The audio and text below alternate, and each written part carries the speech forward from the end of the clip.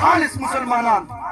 حضور علیہ الصلوۃ والسلام اعلان جہاد وکړه مال لپاره هر سړی مال پیش کوي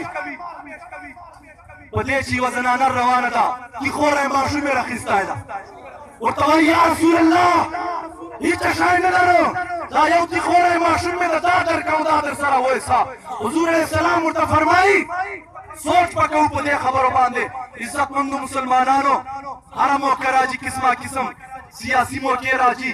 خپلوالي موقع راځي خو خبردار حضور علیہ السلام سودا بچا سره نه کوي علامه شاه منظوراني صاحب تفسیر ده په سنیانو چې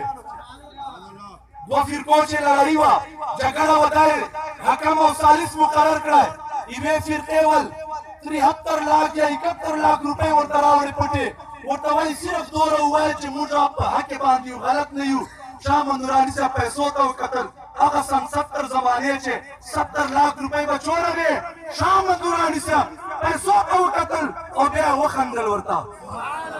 ورته فرمایي پیسې خو ډېرې دي او ډېرې خوږې دي خو تاسو لیټس نو ما سودا خو مخکې مدینې بازار چې څلې ده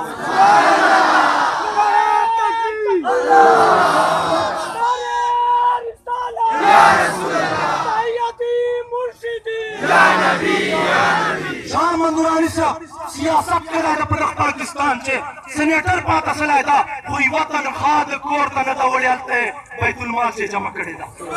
دومره پاکیزه زندګي په ټوکو دور چې دا میرزایان که کافر کړي دي دا د شاه منظوراني صاحب په کوشش باندې سلي شاه منظوراني صاحب باندې دومره تپه نسته او داغ نسته او که کړی ده بیا قیادت کړی ده ټول عمر یې غیر عقیده پسې لمونځ نه ده کړی دا یو خپل امتیاز یې خدای چاته ورکړي عزتمندو مسلمانانو هغه ښځه ورته وایي دا تیخوری ماشوم مې واخله و یا رسول الله حضور علیه السلام ورته وایي په دې به چې کوو جهاد چې و یا رسول الله نور مې وس نسته دغه مې وس چې ده او که نور چې نه وکړي دی خو چې کله هغه غیس یې ولي صحابه دې ورته نیسي چې غیسونه خو به دې بچ کي ویل کربلا شریف امام حسین ولې ماشومان قربانول دین یې بچ کړی ده وایي یزید هم شهزاده و حسین هم شهزاده ده دو شهزادګانو لړۍ وه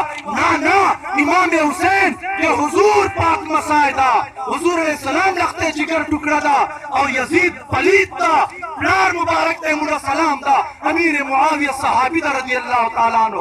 خو یزید پلید ده موږ به امام حسین ګټو موږ یزید ملګري نه یو